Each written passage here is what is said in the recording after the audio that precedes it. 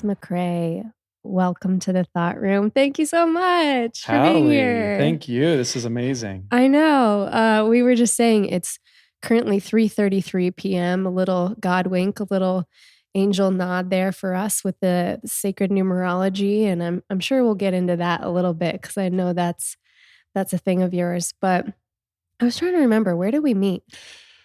So, ever since I moved to Austin, which is like 6 months ago now, I've been having so many random magical encounters, either through the internet or in person.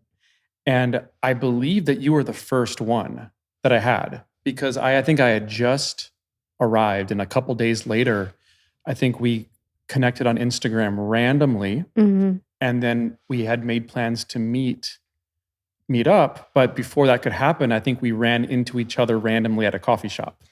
Oh, yeah. I think I remember this now. It was like we were at Radio Coffee. Yeah. And I saw you out of the corner of my eye. I was like, why am I being magnetized toward that person? It was that feeling of they look very familiar to me.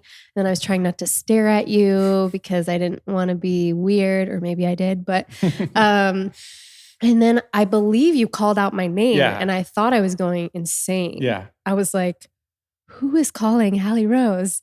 And then it was you. And I walked over. I still wasn't sure who you were. Yeah. And you're like, it's James. And I was like, still just No, pausing. I think I said, I know you from Instagram. And you're like, I know lots of people from Instagram.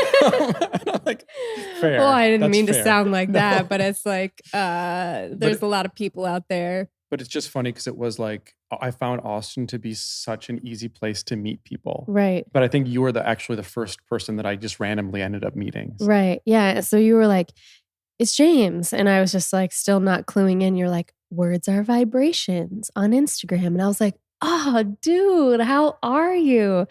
And then we sat and I think we talked about poetry. We had an impromptu poetry reading at the coffee shop. Yeah, we started to like, you had your laptop, I pulled out my phone, and we were just like poetry slamming with each other. Yeah, what a cool way to meet. Amazing first hang, yeah. Yeah.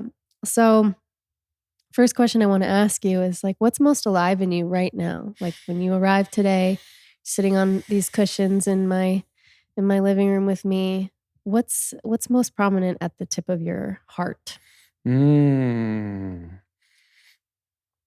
been meditating on the idea of surrender. Mm-hmm. And I feel like I'm finally starting to understand what self-care is. Because I feel like obviously people have been talking about self-care for a few years now in a really serious way in like the wellness and spiritual communities. Mm-hmm.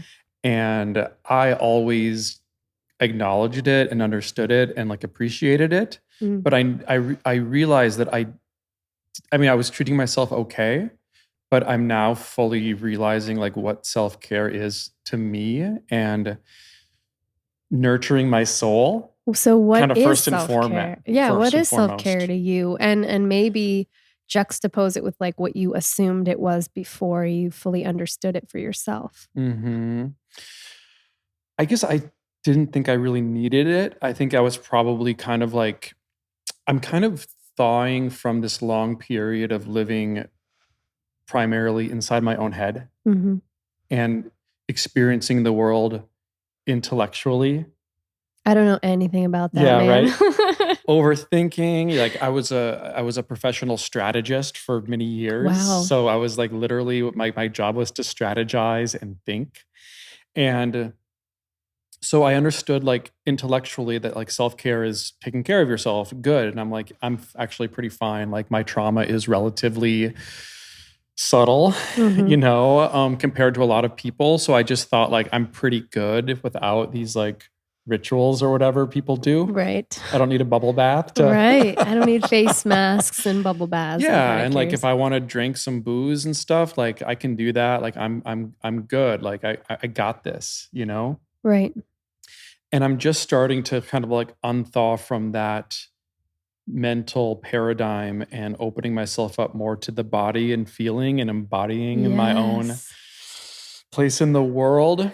And I'm realizing that's like there's a lot of self-care is really just prioritizing your soul and your bodily and spiritual needs above everything, because I think that it's so easy to think that we need to do certain things to live up to the social expectations. And Mhm. like, I need to work hard, I need to do this, I need to do that. And you're putting an emphasis on the external. Mm. And right now, for me, self care is just acknowledging that that's a story, that's a narrative. And it's kind of the prevailing narrative in our society Mm. as, Americans. But we don't have to choose that narrative. And actually, when we say, I'm going to prioritize my own sense of well-being and Yeah. safety and security, and like, I want my own like feeling of well-being and security is the most important thing. And then what happens when you do that is you realize that you give you create space for blessings to flow into your life, as Mm. opposed to trying to chase after things and hustle and struggle to achieve certain goals. You can actually slow down and like find a new vibrational frequency to exist in. Mhm. And in doing so, you enter a relationship with the universe where you're actually gifted with insights and blessings that would not have come if you were too busy hustling to notice them or to pick up on them. Totally. I feel like partly this message is for me right now, what you're talking about, because I can definitely tell with myself when I'm a little bit off, like just kind of falling out of alignment a little bit. And for me, it shows up like a sense of tumbling into the next moment, rushing toward the next to-do list item, and it becomes just this manic chase toward nothing. And I can see it. Like part of me is like, this doesn't feel good. But it's really hard to break that cycle, at least the first time, and snap yourself out of it. And I have a funny little story about, same as you. It was like when I first heard the term like self-care, like self-care Sunday or whatever people were doing, I thought, okay, there's people Instagramming themselves in the bathtub with face masks on and like a bottle of wine that they're just drinking right out of the bottle. Like, okay, self care. Um, for me, what self care is becoming is like, don't be an asshole to yourself. Don't be Mm, an asshole to yourself. And that can mean self care can mean your inner talk. 100%. Are you speaking with yourself in a kind voice? And so my funny little story is this morning I was on the phone with my assistant, Nick. His official title is the director of awesomeness at Thought Room Podcast and HallieRose.com. And we share my Google Calendar schedule. And he was laughing because this Sunday I have the whole day blocked off. And I actually created an event for this in my calendar just from the moment I wake up to the moment I go to bed. And it says, do nothing, period. You worked a lot this week. And like Mm. that's the title of the event I've scheduled for myself and blocked off. And he was laughing and being like, I love that you did that. So that's me. That's my little way of like practicing self-care. Yeah, and even like I found myself this week, like even getting caught up in the busyness of self-care. Like I've got like a million videos to watch that are like part of like courses that I'm in. Mhm. And I've got like a million books that I'm reading. What courses are you in right now? I'm just taking some like random ones. Like I was just like certain things just pop up in my life and I just choose to take them. Such So as? like there is this course called Awakening the Magician. Sweet. Yeah, it's actually before I lived in Austin, I lived in LA, and there's this amazing institution there called the Philosophical Research Center. And it was started by Manly P. Hall, who is just this wizard and guru and an expert on esoteric teachings. He wrote a phenomenal book called The Secret Teachings of All the Ages. And it's like Sweet. this big book, and it's like this kind of like encyclopedia of esoteric wisdom. And it's pretty phenomenal. And he started this research center in LA where he lived, and they have amazing events and programs and things like that. So I just signed up for that randomly. So I'm watching videos and doing meditations about awakening the wizard. Mm. And a friend recently gifted me into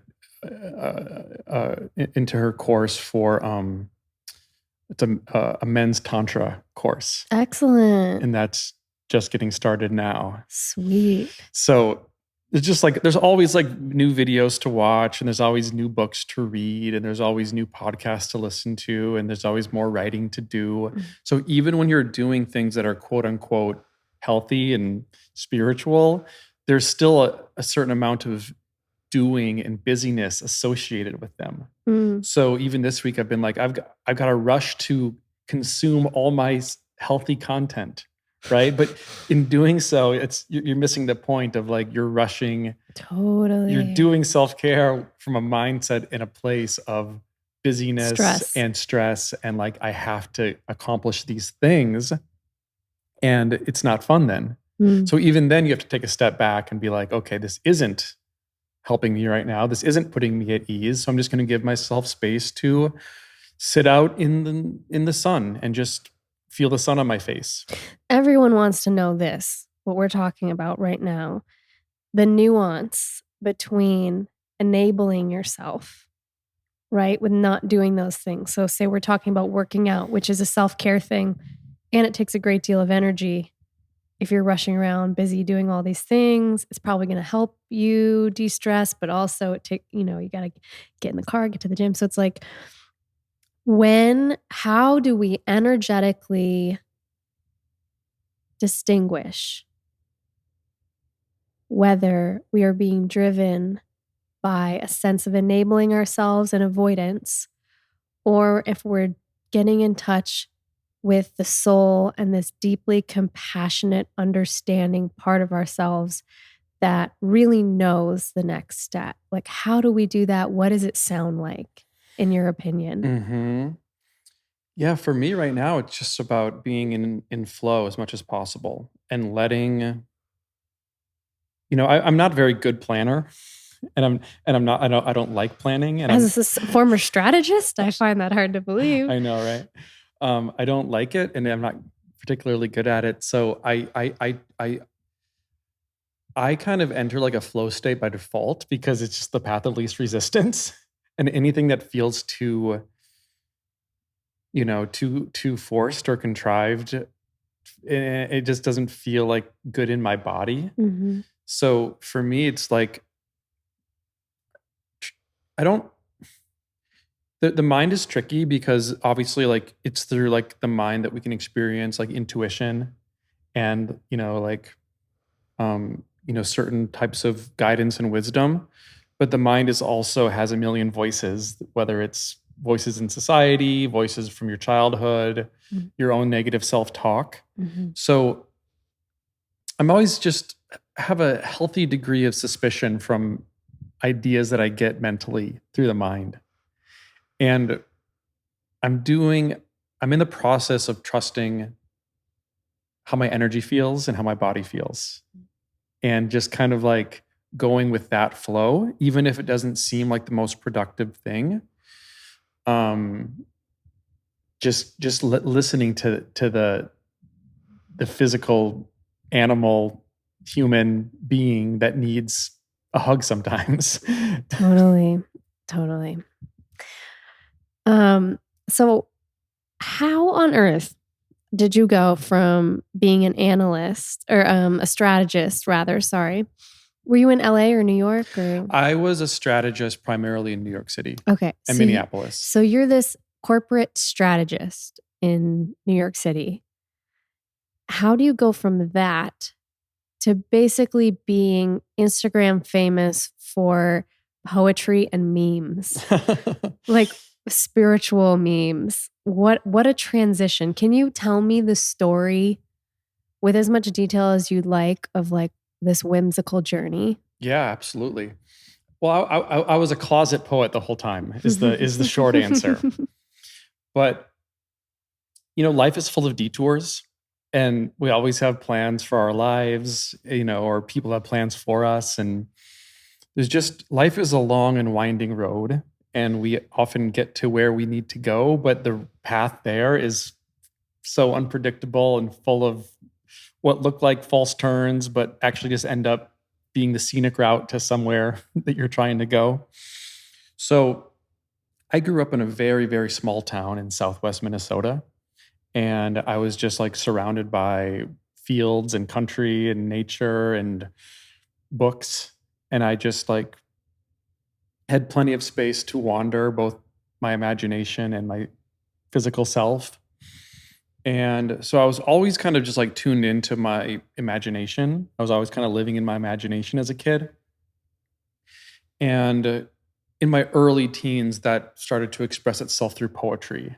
I started finding like my mom's poetry books around the house and like got really into Edgar Allan Poe, the stuff that, teenagers like for poetry, and eventually started writing my own. And by the end of high school, I had like stacks and stacks and stacks of notebooks that were filled with poetry.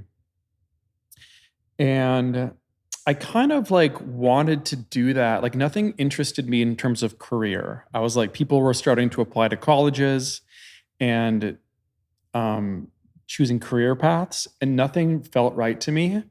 And I remember feeling like, well, other people have been poets and they made it work. And like poetry is not just going to die. Like poetry has existed for thousands of years, and there's going to be a way for more poetry to come through, even if it doesn't seem like an obvious career path. And I'm like, kind of like made a promise to myself to pursue that as much as I could in like high school. And again, life happens and like all these things happen.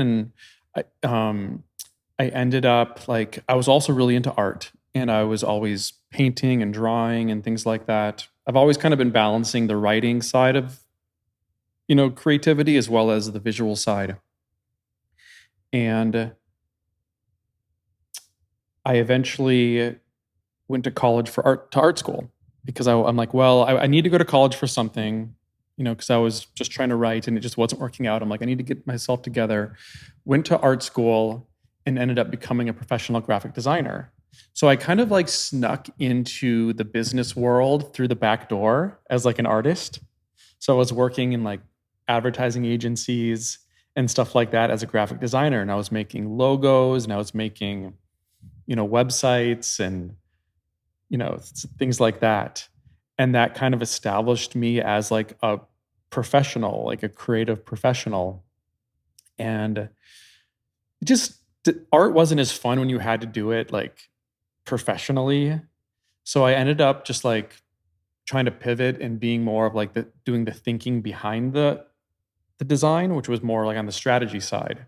So I just kind of repositioned myself and like created a story about me being a strategist, and it just kind of worked. And the next thing you know, I'm working professionally as like a strategist, and I'm like consulting with businesses on like digital strategy. Someone say you manifested I that. totally manifested it. Like I had no business doing that. Yeah. I think that's actually what manifesting is. Just as an aside, is like it's really deciding first, like deciding it, definitively claiming it, and trying it on as a feeling inside your body, and like being willing to receive it before we can even allow any of the infinite possibilities or chance happenings to occur. Because if our minds are shut down to an idea, it's not going to happen for us. We're not going to look for it. Absolutely. So I just, from like being like a struggling writer to then jumping into being like an art school student, then to being like a professional graphic designer, and then now I'm like a professional strategist. And it was like a few just like weird jumps that I didn't plan for when I went to art school, but that eventually led me to being a strategist. And but no matter what I was doing, I was always writing, whether I was blogging or like just writing things on the side. I was always writing behind the scenes, and even strategy in a lot of ways is like you're creating stories for clients. There is a creative aspect and a written aspect where you're kind of trying to weave sell the client on a certain vision. So it was a lot of good practice to create and sell visions to clients, and it was a unconventional way of refining my skills as a writer and communicator. Mm-hmm. And fast forward deep into my strategy career, I ended up writing my first book, which was Shit Your Ego Says, which was really a kind of about what I was learning in terms of like being an artist at heart, living inside in this professional world and trying to navigate it with mindfulness and trying to navigate it with as much of a heart-centric approach as I could, and realizing all of the ego chatter that's in my head and identifying it and trying to reconnect with my intuition. So the book Shit Your Ego Says came out of just that whole experience. And that was published through Hay House. And that kind of got me like a footing in the world as being an author. How did you get published by Hay House? I mean, I manifested it. Oh, come on. I did. So okay, tell me the story, because like that's the dream for a spiritual writer. It's like Hay House is where it's at. So you're a completely unpublished author at this point, or unpublished, and I didn't have any type of online platform. Okay, this is fascinating. I had, like probably a couple hundred Instagram followers. Stop. And my Instagram was just personal. It wasn't marketing or. I'm dying of suspense. So the key was having a really good book. Like I knew, when this book, I've always had book ideas, and then you kind of think them through and you're like, well, that's not so great. I can see some flaws in that. When this book idea came to me, it was the first one where it was like, that's it. That's the book I'm going to write. It made sense. I could visualize it existing. I could visualize myself writing it. So even before I had started writing it, I made a commitment to writing it and getting it published because it just felt like the right book for me. Yeah. And so I just started writing it, and I had no plans of how I would get it published. I just knew that I needed to write it. And conventional wisdom in publishing will tell you that you need to build up your platform first. And then once you have a good enough platform, then you can maybe start pitching books. I didn't know that because I knew nothing about the publishing world. I just knew that this book needed to be written and it needed to come out. So I just focused every day on writing it, like before and after work, and every day I'd be writing it. And eventually I was like more than halfway through writing the book.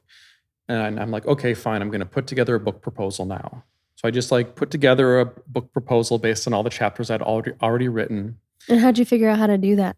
I think I just looked it up. I think I just looked it up online. Like, I love this story. It's casual. How to write a book proposal, and I just like took what made the most sense to me. Right. And I was used to like creating like PowerPoint presentations, for work. So I knew how to like tell a story through, pages and through like some kind of a presentation. So I just used my own kind of creativity mixed with the advice I found online, really. And I just made like a proposal, and I started shipping it out to any agents I could find online. Yeah. All of which rejected me or didn't even respond to my emails. Like I got dozens of no responses, dozens of rejections, like no consideration. Because again, I was completely unknown. And at one point during that process, I had shared my proposal with my friend, Jake, who was living in Maui at the time. And just to get his feedback, And then at some point, Jake was like working with a friend in the UK, and they were like, his friend had a book idea that they were pitching to Hay House in the UK. And I think that his friend's book got rejected, but that process put Jake in touch with Hay House in the UK. And without me telling him to, or without him telling me, he took the liberty of sending my proposal to Hay House in the UK. This is incredible. Right. And Hay House UK got my book proposal. They loved it. They sent it to Hay House in New York. And then I'm just like at work one day. I had no idea this was happening. What? And then I get an email from like the head of acquisitions at Hay House saying like, we have your proposal. We love it. We want you to come in for a meeting. What? Yeah. And you're like, Just you're like reading that. this email being like, I never even sent that. Correct. Wow, what a feeling. Correct. What did you feel in that moment? It just like, Oh, come on. just kind of disbelief a little bit, Yeah, right? totally. Just kind of like, what? Like, I would be freaking out. That's so exciting. It was. But then like the next day I went in to meet with Hay House, and like their head of acquisitions was like, she said, this is the best book proposal I've ever seen. Wow. Yeah. And she's like, if you had a platform, we would publish this tomorrow. If you had a platform. She's like, we love this book. We want to publish you. You don't have anything close to a platform. So she gave me a book on building my platform, and she like gave me some tips, and she like sent me off into the world. Then like a few days later, she sends me another email, and she's like, listen, we've got a conference coming up in Chicago. And it's called like the Movers and Shakers Conference. And it's a big conference we do. And at the end of the conference, we award a book proposal to one person. And she's like, it's like a $7,000 conference, but I want to send you there for free. Wow. So she sends me to this Hay House conference, and I'm like partying in Chicago with all these like Hay House folks for like the weekend. And then at the end, like I like submit my proposal for consideration to the contest, and I was accepted as the winner, and I was awarded a book proposal. This is like the epitome of just like divine alignment. Like you can't make this shit up. It's just like something had your back on all of this. I mean, that's the way I see it. But like, how do you explain this? Yeah. Other than having a badass book proposal. Yeah, that's key. I mean, I think like quality will always shine through. Like, and one of the things she told me when I was meeting with her the first time, she's like, you're a real writer. Mm-hmm. And I'm like, well, what do you mean? Yeah, of course, I'm here to write a book. She's like, no, but at Hay House, we don't really have real writers. Huh. Do you know what I mean? Like in the self-help world, there's a lot of great teachers, speakers, thinkers, but they're not like writers. Right. So like she acknowledged that like here I am, like I'm like a quote unquote real writer, like in the self-help world. And she was just like, that's a rarity. And she's like, that's cool. That's great. That makes your book really good. Yeah. So the fact that I spent so much time, like I didn't write this as like a way to promote my, like speaking events. Right. I wrote it. I put all my love and energy into writing the best book I could. Like literally I would put care into massaging every sentence and paragraph because I wanted it to sing as if it was, because I came from, again, like poetry background, right? So I wanted to write a nonfiction book that had like a rhythm and to it. So that is first and foremost, is just like when you put that much love and energy into like crafting something that's, just like has an artfulness to it, it goes a long way. And then, yeah, I mean, I agree. I think there was a lot of divine intervention to set that up. Wow. That is such an interesting story. I love every single part of that.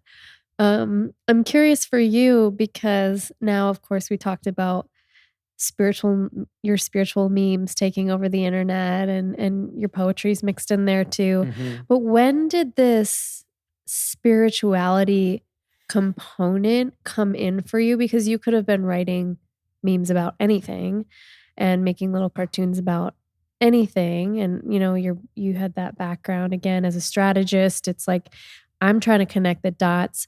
Was it something that existed and danced in you from the moment that you were born, this innate spirituality, or was it lit on fire by the words and the souls of poets that you adored growing up? What do you think? Yeah, all of the above.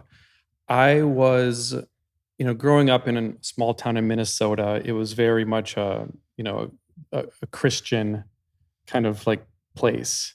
So I was always going to church and things like that. And the Christianity pieces of that didn't stick for me, but the sense of having a relationship with God, source, the universe, whatever you want to call it, that always stayed. Mm. So I remember, like, ever since I was very young, feeling like a personal connection with, in growing up in Christianity, you do kind of personify it as God, which is like a figure. Mm. And I don't believe that's kind of what it is. Right. But as a kid, I kind of saw things through that lens where, like, there's this God that's like not a man or woman, but is just like a being that's there to protect us and guide us. Mhm. Whether that is your own guides or your own higher self, like whatever you want to call it now, but I always felt that connection. Mm. And I remember, like, being in church one day as a kid and being like, I'm pretty sure that God is real and that God exists, but I don't think he's here, like, stuck between these walls of this church and this is where he lives. Like, Right. I was like, I don't quite buy that. So I kind of, like, I didn't throw out the baby with the bathwater, right? I kind of, like, discarded the parts of the Christian religion that didn't resonate with me, but I always carried with me the idea of there being just a higher power in the universe. Mm. And then the artists that I tended to gravitate towards, especially people like Allen Ginsberg and Walt Whitman. Mm. I mean, I feel like there's a lot of scripture that gets expressed through poetry. Because I feel like the role of the poet is to tap into some kind of muse that's out there and be a channel to communicate that with the world. Yes. And there's so many poems like Song of Myself by Walt Whitman, which is just totally a scripture of the holiness of being alive. Yeah. So and for like me, a a lot of love song to nature too. Exactly. Yeah. For me, it's like reading Walt Whitman is like reading the Bible without any religious connotations. Mm. So I feel like I was just introduced to this idea of, like, the muse. So I feel like I don't put a lot of, like, thinking or pre-planning into the memes I make. Like, I feel like I'm in some kind of creative collaboration with some spirit. Right. So, like, my job in this collaboration is to, like, tune in to whatever, like, muse or spirit is out there that's trying to communicate. Mhm. My job is to tune into that and then express it in a way that is most as effective as I can. So you're channeling memes.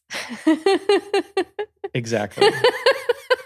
No, like, literally. I love this. Like, literally. Yeah. Like, I'll see, like, a meme template. Like, Can you please put that in your Instagram bio? Just meme channeler. Yes, I love it. It says meme poet now, but meme channeler is probably more accurate. That's so okay. So can you walk me through this? Like, your page is full of very funny, very interesting, very pithy, thoughtful, thought-provoking memes. And I'm now trying to conjure up an image of, like, the lightning bolt of wisdom that's striking you at the top of the head throughout your day from this ephemeral being that's channeling you these memes. Can you, like, walk me through what that looks and feels like for you when these messages are coming through? Because the reason I ask is there's probably other people out there listening that have messages from the universe or God source that are trying to get through to them, but they might not be recognizing exactly what that looks like and how to slow down and catch them. Yeah, 100%. So I'm kind of the belief that there are a lot of ideas just kind of floating out there in the ether. And it's beyond me to know where they come from or whether they're spirits or my spirit guides or my higher self or God or, like, whatever it is, aliens. Like, there's a million ways you could describe it, but I'm pretty convinced that there are messages out there in the universe that we can tune in to, like antennas, to receive messages. So for me, like, the most important thing is to put myself in a place of receptivity. So I'm really interested in the kind of intersection of consciousness and creativity.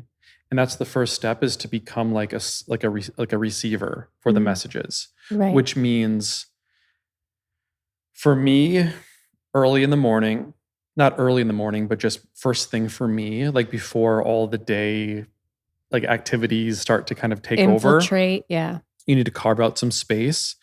And I have my yerba mate, Uh-huh. Uh-huh. something softer than coffee to get me started, just to Mhm. kind of like ease me into Right. waking up. And I really just put on some nice, instrumental music and try to tune in to the Mm. universe. Like whether Mm. that's through, it's almost like a meditation, but you're not like telling yourself not to think. You're just tuning into whatever whatever materializes in the ether Mhm. that brings your attention toward it. So your eyes are closed.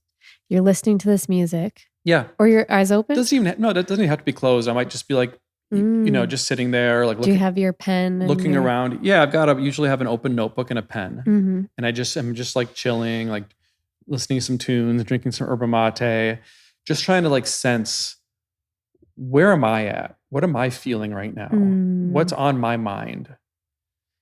But in a soft way where it's like not like what's really on my mind, but like what's behind what's on my mind. Yeah. What's like way in the background? What's like, you know, Right. what am I sensing? Where Uh-huh. do I feel tension in my energy?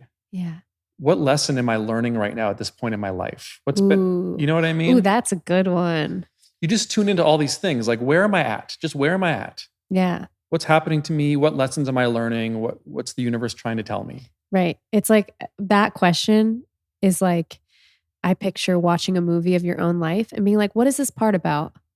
100%. You know what I mean? Like trying to figure out what is the character going through, but like removing yourself from that enough to be a little pragmatic. And it's like, oh, it looks like that person's learning about boundaries right now, or, Exactly. or following their heart. That's a great way of putting it. So I'm really just not trying to like grab any idea or grasp at how can I make this meme. I'm really just sensing where I'm at. And then it just starts to articulate into an idea. Mm. And there might just be like a rough idea, it might be around just like slowing down and being gentler to yourself. Mm.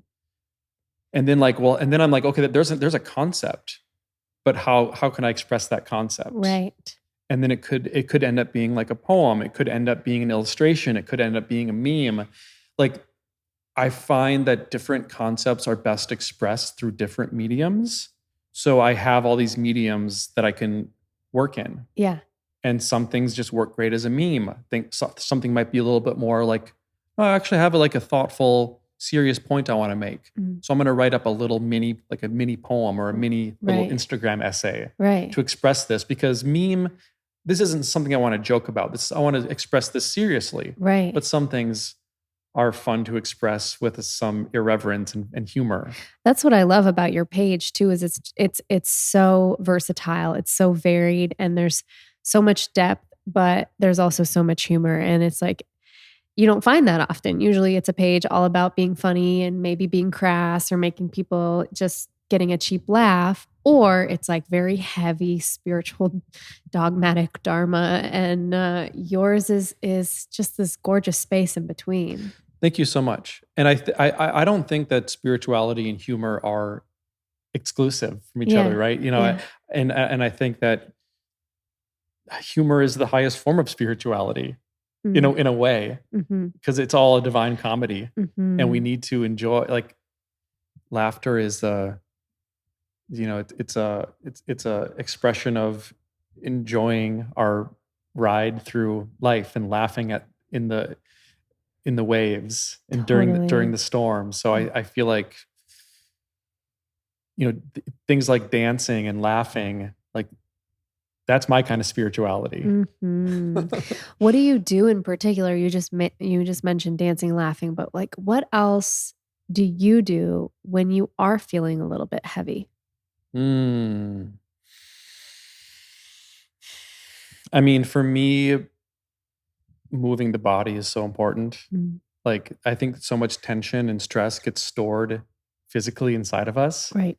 and it needs a release. Like, you can only do so much with your mind.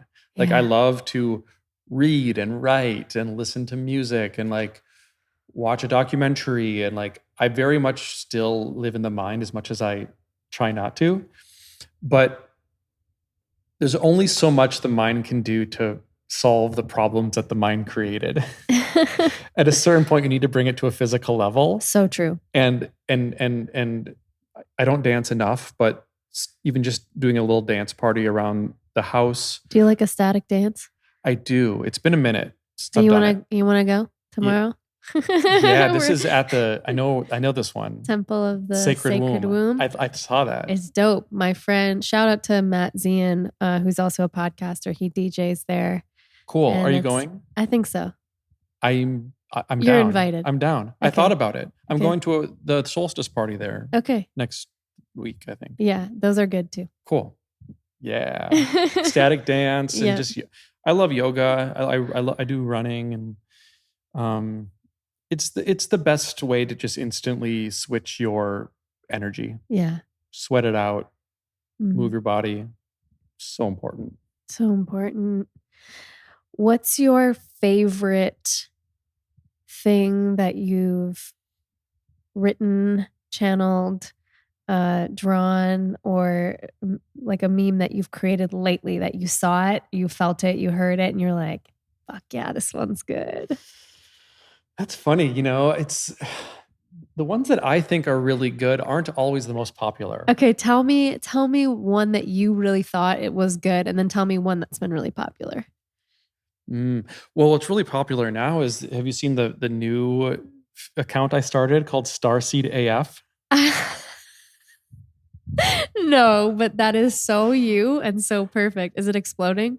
Yeah. So like I decided just like I was like randomly, I was like stoned one night. Yeah. Because that's another thing. So in the morning, having some nice tea and quiet music, and like that's a good way to channel. Yeah. In the evening and having like an edible Yeah. and listening to music, that's Yeah. another way. Yeah. And different kinds of ideas come out. Definitely. In different places. What kind of music? Sorry, in the evening with your edible? In the evening, it's more just like fun stuff. Like it could be hip hop. It could be like Bob Dylan. It could be like R&B. Like that's when it gets crazy. That's when it Sweet. gets, or like jazz or something. Yeah. But more lively Yeah. than my morning music Yeah. for sure. But I was just like really stoned one night, and I just like thought like, oh, it'd be funny if there was an Instagram account called Starseed AF. That is so good. And just do like this whole idea of like 5D consciousness. Right.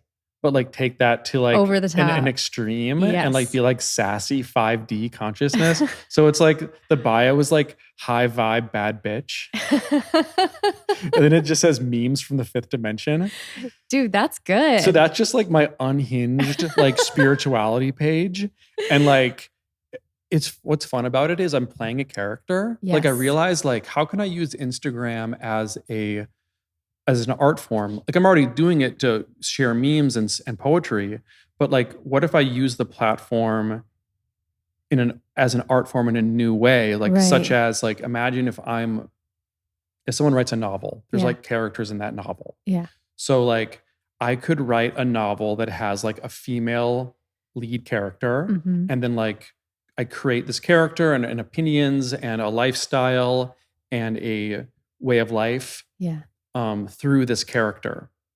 So I'm like, well, can I do that with Instagram? So like I created this, there's just kind of a loose character where it's like this female, like high vibe, bad bitch who's like spiritual, but also really sassy. Yeah. And she like is spiritual, but she'll still like talk shit. And like, you can tell she's not fully integrated because Yeah. she's a little too sassy about her spirituality. But, for me, it's just because there's no ego to it. Because with shit your ego says, or sorry, that's my old Instagram name, but with words are vibrations, there's not a lot of ego in it, but just from the perspective that it's still me sharing my thoughts and my ideas, it still is ego in the sense that I'm trying to communicate what I believe Mhm. more or less. Right. There's somewhat of your own narrative in It's there. still like a bit of my own narrative. But with Starseed AF, I'm completely liberated from my own narrative. So I'm free to create Like I'll post things. It doesn't matter if I personally believe it or not, Right. because it's coming from the point of view of the character. Right. It's like this creative confetti you're just throwing. Exactly. Yeah. So it's liberating. And like on that page, like I'll post like 5 times a day just because it's so like Fun. it's just fluid, and like I won't care as much about what I post. Right. And already that page, I'm getting posts there that have more engagement than anything I've posted on Words Are Vibrations. Wow. Wow. Because it's a specific niche of people that really connect with it. There's like a certain tribe that it's tapped into, and they just kind of go crazy for it. That's so fun. It's fun. So fun. It's just, that's what it is. It's just fun. It's like, hey, this makes me laugh. This is fun. I'm just going to post it. And that there's something liberating about that creatively. Your other account, the name of it is Words Are Vibrations. And I wanted to ask you why you chose that handle and what's the story or what's the concept behind that? The story, like all of these, it was completely random and not thought out. Like everything in my life. It's such a good name though. So my name on Instagram was Shit Your Ego Says for years, because that was the name of my book. Right. And around this time last year, it was like summer 2020. So in the middle of the pandemic, I started to feel a little bit confined by the name Shit Your Ego Says, because like it seems like, okay, that was the name of my book. Fine. I'm not really promoting that book as much anymore. My identity is not built around that book. So I need to like evolve. I need to break out of that version of me and like find what's next. Yeah. So I had that sense, and I didn't want to post only about, the shit your ego says, because already like you're putting out vibrations about the ego and the shit the ego says, and it's already has like a negative connotation to it. Mm-hmm. So I just felt constricted by that name, and honestly, like I was like playing around with Twitter, which I've since been banned from Twitter, by the way. I've been kicked off Twitter. Wait, what? I do not know why. You don't know why? They did not give me a reason. One of the people who got shadow banned. Not even shadow banned. Straight suspended. And now like anytime I start a new account, they immediately suspend it. Twitter canceled you. Yes. And I'm like, I post poetry and memes. Like, really? Yeah, they feel your agenda. It's really going. Yeah, they went really hard. But at the time, and I still have some under the radar Twitter accounts, but okay. Jack Dorsey, if you're listening to this, just kidding. I don't. I actually don't. But wait, how can they suspend every account that you start? Like, is it IP address? I have made up new email addresses and then started Twitter accounts from the new email address. Or I've even used my fiance's email address to start a Twitter account. Yeah. As soon as I start using that account on my phone, they suspend it. Dude, that's creepy. It's really creepy. So the only Twitter accounts I'm able to use now are Twitter accounts that I had years ago. So like somehow they're like grandfathered in, and they're not like on, because I think it's an algorithm that is doing the blocking. Got it. So because I have a couple like really old Twitter accounts, they're not on the radar of the algorithm. Huh. So those are the only ones I can use. I cannot start new ones. Wow. It's wild, right? Very. But I was playing around on Twitter and like just trying to find my voice there. And literally, I think I remember when this happened, I was just like walking from one room to another. And I was like, oh, Words Are Vibrations. And I changed my Twitter name to that. And it was like, there wasn't one single thought put into it. It was just like, oh, I'm going to change it to this. Because it was low stakes on Twitter, that I didn't have a following. Right. So I could just try things. And it just, after a couple days later, it felt so right that I just like, hey, maybe I could do this on Instagram. And I just changed it on Instagram. Wow. And it's so funny because there was no plan, there was no thought behind it. And now in hindsight, it's like, it's the perfect name for like the messages I want to put out into the world. Absolutely. Absolutely. So I just like, that's what I mean just by like tuning into your own intuition and just trusting what comes through and not overanalyzing everything. Completely. I mean, that's the name of this show. The Thought Room was the same thing. It was like, a note that I had written to myself in my ayahuasca journal about integration. There was a vision I had about the experience of being inside of different thought rooms and what happens when you're observing the thought and the thought has a vibration. Those words have a vibration that resonate your body like a tuning fork.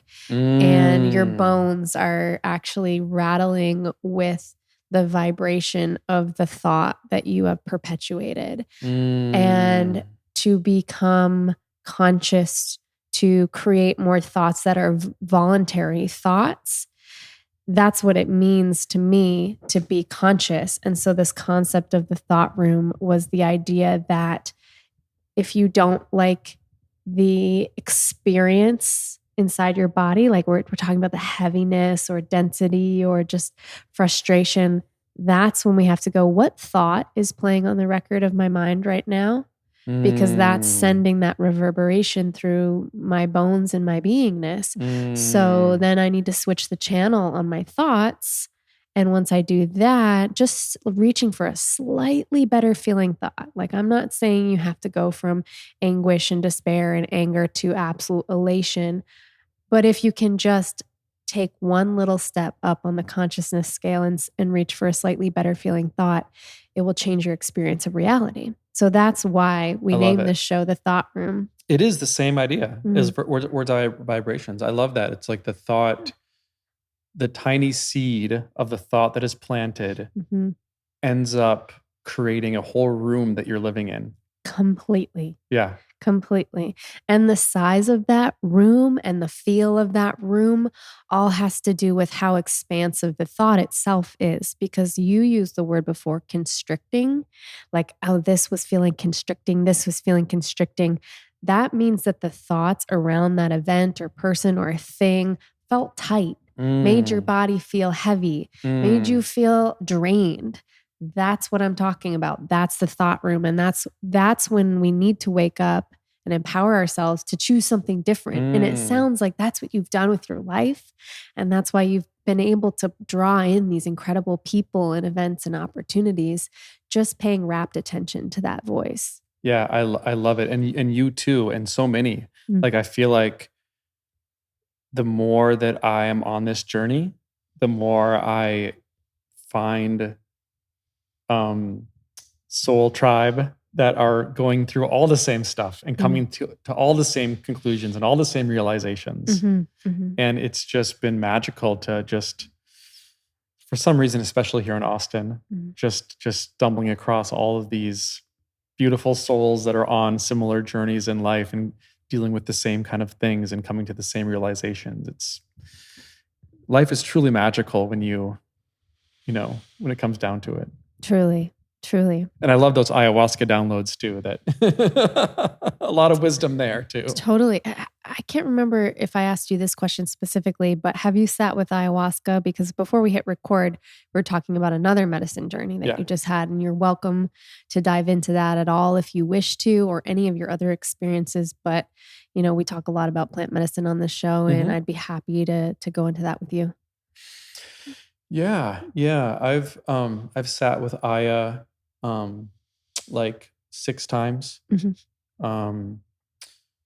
Never exposed to any plant medicines until I moved to New York City, because just like living in Minnesota, even in Minneapolis, like it just wasn't around, at least with my friends.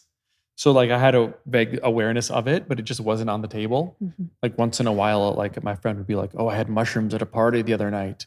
And like he was like, "I was crying in the bathroom floor." It was like, and you're like, that sounds terrible. Yeah. So they were kind of around, I guess, but like not used in a responsible setting. To say nothing of like a sacred setting. But in New York, and also through podcasting, like I moved to New York like right when podcasts were really starting to become a thing.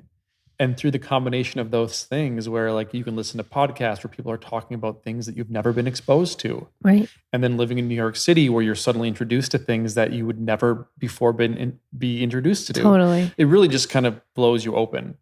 It blew me open for sure. For sure. One of the wildest places I've ever been. Yeah. So I just started to put the intention. And one thing I heard on an early podcast. I have no idea who said it, but they were like, someone was like, people ask me like, how can I do ayahuasca? Because Yeah. it's still hard to find, but it's a lot easier to find than it used to be 10 years ago. Mm. And this person just said like, if this interests you, just put the energy out into the universe. Just Yes. ask for it. It's not Yes. something you can force. Like don't Yes. go knocking on doors and be like, do you know where I can find ayahuasca? Like just open yourself up to the possibility of it finding you. Right. And it'll happen when it's meant to happen. When you're ready to be invited into the presence of Mother Aya, Mhm. you will be welcomed Yes. in. Yes. So that's just kind of what Well happened to said. me. Mhm. And so Aya specifically, I did Aya for the first time in October of 2016. Mhm. And did it a couple times, did it 3 times in New York City, and then I went to Peru in 2019 and did it 3 times in Peru over the course of a week. Mhm. And yeah, it's definitely an experience. It's a very powerful, and it's different for everyone. It's not as intense for everyone as it is for some people, but there's always a lot to uncover about the nature of yourself and the nature of the world. Yeah. If you could titrate one of your most potent teachings from ayahuasca that, again, like resonated in you, moved in you at such a deep level that you never forgot it, can you share a piece of wisdom from those experiences with us? So the most profound, like I Did she talk to you in memes, ayahuasca? yeah, well, like basically David Bowie saved me from the apocalypse is like the short story. Okay. That's kind of a meme. Yeah. I mean, so I don't experience things as intensely as some people, just having spoken to enough people. Like I don't really go to other worlds or universes as much as some people. Like my experiences tend to be a little more on the grounded side. Cool. And I experience things through just kind of metaphors and visual stories that kind of play out in my imagination. Okay. So they're a little more grounded, I think, than most people's. But the most profound experience I had was in Peru. The last night of the first 2 nights in Peru were very mild, and I barely had much of a psychedelic experience because sometimes you don't. The third night is when that all changed. And the story that kind of started to play out in my head was that I basically saw myself caught up in all of the wars and battles throughout human history. Because, like, when you think about it, we all carry all the baggage of our ancestors. Yeah. And, when I think about just like it's both for men and women, but, when you look at the male lineage of human history and like all the wars and battles that have been fought, that's like stored in your DNA. Yeah. Like, especially because people in the past did not have this access to the same therapy, plant medicine, healing Can you unpack that we have that now. for people? Because I'm in full agreement with you, but some people out there might be listening going, what does he mean it's stored in our DNA? The trauma is stored in our DNA. Like I never knew those people who were my ancestors. Mm-hmm. You didn't know them, but your DNA did. Uh-huh.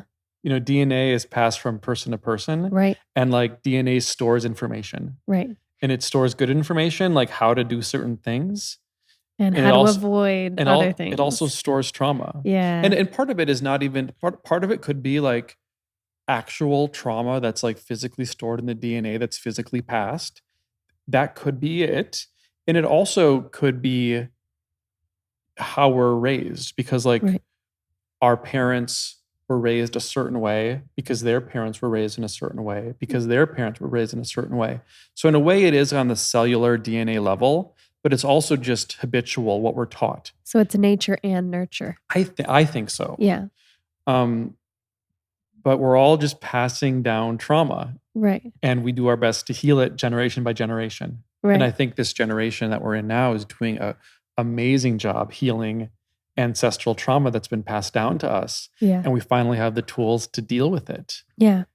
Um, Yeah, that's so cool. Like I've heard this before, but like when a female baby is born, her body possesses all of the cells that will become all of the eggs. Like she's born with all of the eggs that she will ever have in that lifetime. And there's a finite number of eggs. So if you think about that, it's like it's an unbroken line from mother to mother to mother to mother to mother to mother since the beginning of time. exactly. That's really wild. Exactly. Yeah.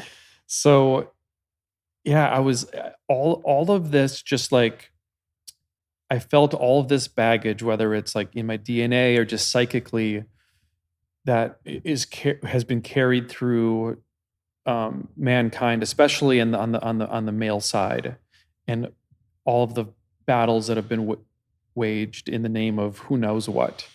And it felt like there was all of these battles happening all around me, and I was caught up in them all. Mm-hmm. And it was just like, not fun, and it was so funny because this is just how things happen to me. Of all things, David Bowie appeared to like get me out of there. I love and this. like the message that, and this was all like not spoken verbally, but like the message that I received from his presence. And David Bowie was like actually like a mystic and a magician, and like he was tapped into the esoteric world. So like if anyone's gonna just pop up into an ayahuasca vision, it's like him. It's like you imagine like him in the labyrinth just like popping up and as this like magical creature. Like that's what happened. That's a dope vision. I know, it's amazing. I have a Bowie tattoo actually. That's so cool. Yeah, I see that. because my guides are artists and poets and things like that. Cool. So Bowie is one of them. And do you pray to them, like these artists and poets? No, I just listen to their music, but like that's kind of like a prayer. Yeah, like I feel like no, I don't pray to them, but I do have I have an altar, like a kind of a mini altar in my office, and I do have like an original 1965 first edition vinyl of Bob Dylan's Highway 61 Revisited on my altar. Nice. Just because, for some people they might have Neem Karoli Baba as a guide, right, which is awesome, or Ram Dass. Right. And those are my guides as well. But Bob Dylan also happens to be a guide for me. That's perfect. I wouldn't be here today without being influenced by people like David Bowie and Bob Dylan. Yeah. So of course, David Bowie, my guide, pops up to rescue me from this apocalypse happening all around me. And the message was, because David Bowie, throughout his career as an artist, was always reinventing himself. And every album, he would be a new person and a new persona.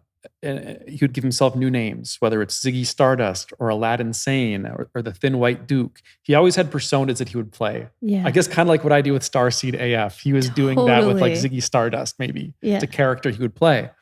So the message that he came to kind of guide me with was that you don't have to be this anymore. Like, okay, like, yes, you have ancestral trauma and baggage and pain from generations that has been passed down to you, and every generation just kind of got caught up in that same narrative and like got caught up in that same karmic wheel of of trauma. And he's like, you can just become someone new. You don't have to continue this narrative. You can just set down the baggage and reinvent yourself and just leave it behind, and like don't fight for anything. Just instead of fighting for something, just create something and be that, and create a new vision and live that vision. And that's it. And coming from him, it just seems so simple and easy. Just become someone new. Yeah. Leave it behind. Wow. And that completely saved me from the whole apocalypse that was happening around me. And then after that, the rest of the night was just this amazing, expansive, beautiful. Wow. Because you let go. experience. I completely let go and surrendered to it. Wow. Mm-hmm. That is so powerful. So powerful. Thank you for sharing that story. Mm-hmm. I want to ask you, and this is something we don't really talk about often on this show, but I want to ask you about aliens and All right. extraterrestrial. I like Yes, it. your face just lit up because I know you do a lot of alien and extraterrestrial memes, and I saw one the other day that was like the homesick alien in me Recognizes the homesick recognizes the alien in homesick you. alien in you. I was like, that's dope. That's really funny. And so tell me about your thoughts, feelings, beliefs on this. And this has been something I've started to ask people about. I just had another friend on the show who's a unified physicist, and I got his opinion on extraterrestrials because of the disclosures that have been happening from the Pentagon. And so I want to playfully bring this up in conversation and get some of your feedback. Wow. Yeah. I don't have specific beliefs about aliens. I create a lot of I have a character that I draw illustrations of that's a little like sad alien, Uh-huh. and my Instagram is full of them. And for me, it's more like a representation of myself and maybe like people like you and others who are don't maybe quite feel at home in this body on this planet, Yeah. because this is like a high density planet with a lot of,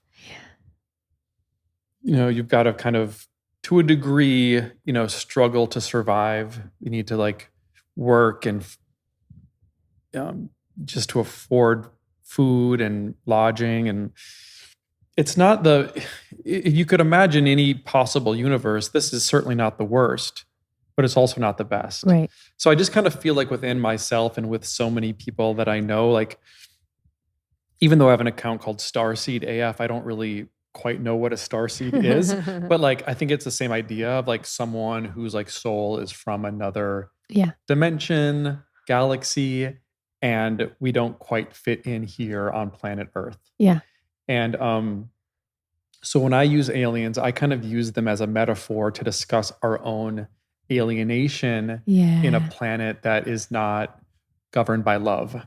Mm. So when I say the homesick alien in me recognizes the homesick alien in you, it's just to say that like this is not our home. Like Right. this is our home now For now. for this lifetime. We're here for whatever reason, but ultimately we're all kind of homesick for a more perfect union with each other and with ourselves and with source. Uh-huh. And we're all kind of feeling a little bit homesick for that place. Right. So when I draw aliens, it's more like that concept, like we're all aliens here in this weird planet that is like this 3D matrix that we're all kind of you could say we're stuck in, or you could say that we've chosen to reincarnate here for a particular reason. Yeah. But either way, it's just a way to poke fun at, instead of getting getting like shaking your fist and feeling victimized by being stuck inside the matrix. Yeah. And all the conspiracies that are happening all around us. It's just a way to poke fun at that and be like, we're all just homesick aliens. Yeah. And like it kind of lightens the story a little bit when you look at it that way. Mm-hmm. But there are certainly aliens at the same time. And I don't know what they are. I get a sense that like, I don't think that anything that happens on Fox News per se is very legitimate. So like when Fox News is talking about aliens, I would be a little suspicious around the motivation of that. I would say just stop watching the news. Well, 100%. To anyone who hasn't made that switch already. 100%. But a lot of this quote unquote disclosure that's happening this year is being put out through, the corporate media platforms. Right. Which makes me a little suspicious around it. Like, is it just a distraction? Like so many other distractions that have been in the media to put our attention away from X, Y, or Z? Right. Is it a way to perpetuate fear? Mhm. Just in the same way that after 9/11 and all the terrorism fear that was being spread in mainstream media. Mhm. I'm not saying that's what that's what's happening, but I would be suspicious around Completely. mainstream narratives. Isn't it such a strange time? I mean, I was just reflecting. I can't remember if it was today or yesterday, but I had this thought that was like, oh, this is sad. We cannot trust the news like ever again. Like this, a precedent has now been set that there's too many conflicting stories. Things are feeling eerie. People are trying very, very hard to get a certain point across, and they don't want people to ask questions. And the people that ask questions are getting canceled and gaslit. And Or that's kicked off Twitter. and that's never happened before. Like we've at least been able to express ourselves and call each other idiots online if we wanted to. But now people are not even being allowed to post on Reddit about certain things, and threads are getting removed. And it's like, so I had this thought like, wow, this is like this is the era of news being a trustworthy source is over. Yeah. I don't know if it ever really was, to be honest, but like I think back to being a kid and whatever on the news was like, oh, this thing happened and the whole world's sad over it. And yeah, it's just like such a weird time. Yeah, I think there's like a ongoing, I don't want to say battle. You could say battle, you could say dance, you could say balance between the light and the shadow here on this planet that's been happening for a long time. And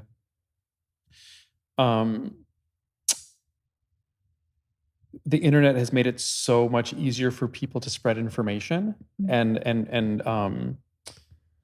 I think that there are a lot of people waking up to the kind of just the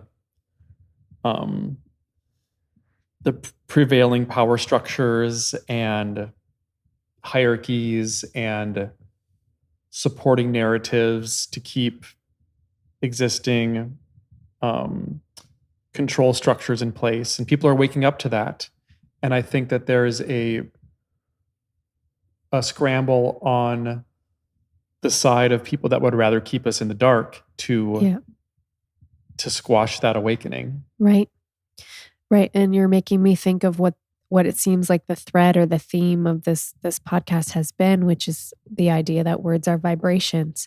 And I want to bring in the invitation for discernment and using, again, the body as that vibrational tuning fork. So trusting when you hear something, if it doesn't feel right, if you don't want to be reading it, if you don't want to be consuming it, you're not being ignorant to current events if you decide to turn off the news. I always trust that someone's going to tell me if something really, really, really important happens in our world. I'm going to hear it on the street. I'm going to hear it everywhere. Yeah. So that doesn't mean I'm not doing my own research. I'm just not using the news. I'm using peer-reviewed articles and other trusted sources. Yeah, look, words are truly vibrations, and that works both ways. Right. Because poetry, songs, even podcasts can be a way to use the vibration of words to liberate people. Completely. To send love, to free people's minds. But you can use words vibrationally to imprison people mentally. And when things like the news, and even like nothing against lawyers, because there's a lot of lawyers that are great people and it's like a good career path to take. So nothing against lawyers, but the way that the legal system is structured today is the use of language to paint people into boxes. Yeah. Like a legal contract is the vibration of words to form a box to kind of put people in. It's binding, right? It's like almost like a spell. It's exactly what it is. It's a contract. Exactly. So there's just kind of this, I'm kind of realizing that we're all just magicians. Completely. And there's there's different kinds of magicians. There's like black magic, and then there's good magic, and Right. um, you can cast spells through the news. I mean, it's called a broadcast, right? It's the Broadcast. broadcasting of a spell, and Yo. you spell words, which is why Spelling is they're a spelling. spelling. Yeah. So be careful, like the vibrations and the spells that are being cast over you. Right. And this is why we write our intentions too. Like we write Mm. down, we make our own intentions, Mm-hmm. mantras, contracts with the universe when 100%. we want to manifest. And that's the power of it. And so if you've never done that and you're listening, take a moment, please, to like really write out. And I encourage you to write out with as much positively magnetized emotion as you can, with rich with feeling words. Write down your ideal version of the universe. And if you want to write in material things, that's fine, that's great too, but also get really specific about how you feel when you wake up, who's around you, are you feeling loved, are you feeling self-confident, what how are people on the planet treating each other, how is mother nature feeling and being treated by the people on the planet, and get really wildly creative in painting that picture with your words. And I Yeah. want to invite people into that world. Design your own thought room to live Design in. your own thought room. That's exactly it. And I love what you said about I just lost my train of thought, so it'll come back if it's meant to. But I was thinking about, again, And David Bowie was an alien, just for the record. Speaking of those two things. did he tell you that in your ayahuasca? No, he just looks like one.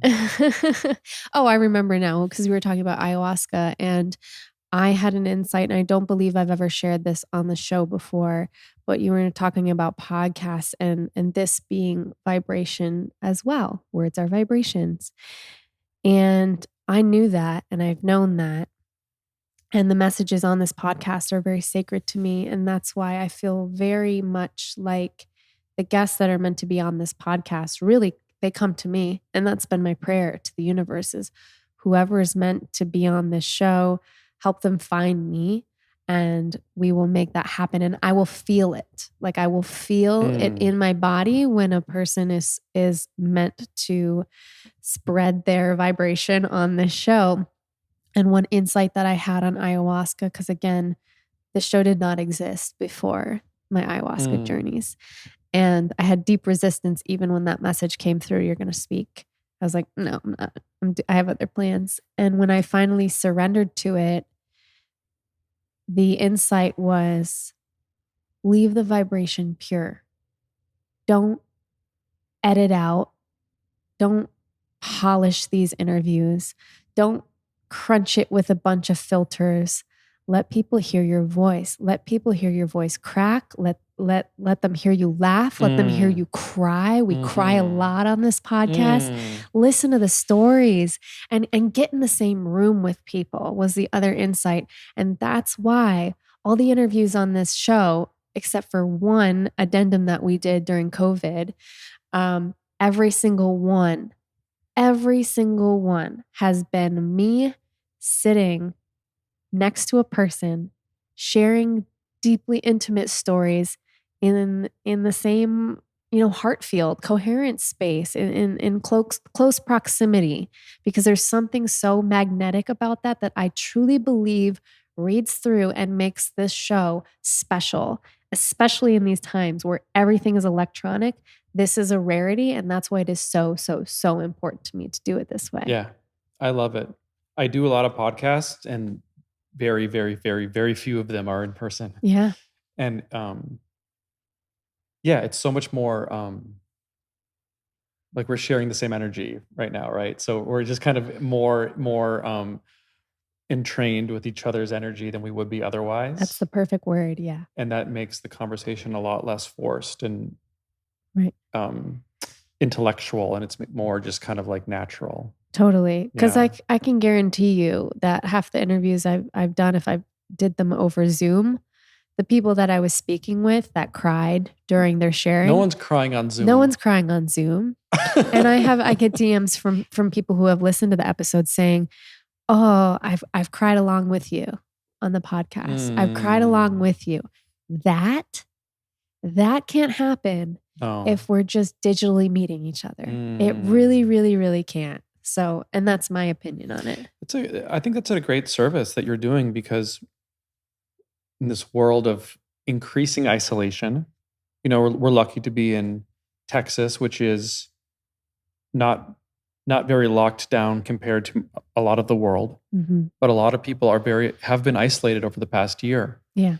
And to create a space of in-person intimacy and then to broadcast that space, Hmm. it's a gift. It is a gift. It's such an honor to be able to do it. Mm-hmm. Yeah. Mm. So, as we come to a close, I want to invite you to connect with yourself, with whatever that ephemeral thing is that sometimes speaks to you and through you. And I want to just open up the floor to you if there's anything else on your heart that's coming through that wants to be shared today. I would love to hear that. And then after that, if you could tell people where they can find you on the internet and your books and anywhere else you want to send people, we would love that. Yes. So what wants to come through right now? I'm just feeling like I've just been feeling really like mushy lately. Like I've just been like really into telling my friends that I love them Yeah. and just like leaning into that. Yeah. So Are you telling me you love me, James McCrae? absolutely. No. Hallie, I love you. I love the listeners. I Yeah. love We love you guys. and to take that love as a um invitation to share it with others as well. And like it's been so just to be able to, you know, openly communicate and tell people you love them and to hear it back. And not even doesn't even have to be your family members. It can just be like it's so fun just to tell friends you love them. Yeah. And I think like maybe like girls have been doing that for a long time and like guys just haven't been. Right. But just opening yourself up to doing that, it's just so Mm. freeing and it just like opens you up to a whole nother just kind of like space within yourself. And it, because when we create connections with others, that just broadens our own field because we Yeah. become part of others as well. So the more people you can connect with on that level of intimacy and love, you're only lifting yourself up and helping to lift others up in the process. Love, that's the spell that we want to cast. Love is the spell we want to cast. So that's the word we're going to vibrate Absolutely all across this universe. Yeah, on Instagram, I am both words are vibrations and starseed AF. And my new book of poetry and memes, it's called How to Laugh in Ironic Amusement During Your Existential Crisis.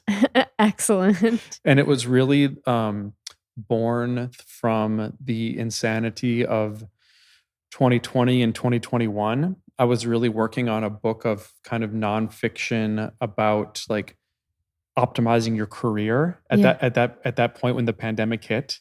And then once the world turned upside down, I realized like people didn't need a book around how to optimize their career. They needed something much, much, much, much more deeper and like richer and meaningful and weird and strange and absurd to match the state of the world. And that's when, just to circle back to poetry, that's when poetry really started coming through me again. And I started writing these just like weird, psychedelic, post-apocalyptic poems that were totally in tune with the state of the world. I love it. And then memes and poems were coming out like around this same flavor. And that book is coming out soon. Yes. Do you have a date for that yet? No, it's being finalized with the design and packaging of it right now. So it should be out it might be out on pre-order by the time this launches. Great. So just look Keep it an up. eye You out can for find me it. on Instagram. You can look it up on Amazon, but it's going to be out in the very near future. Excellent. James, thank you so much for coming over today and hanging out. I could talk to you all day long. It's been an absolute pleasure. And I love you, man. Thanks, Hallie. Love you.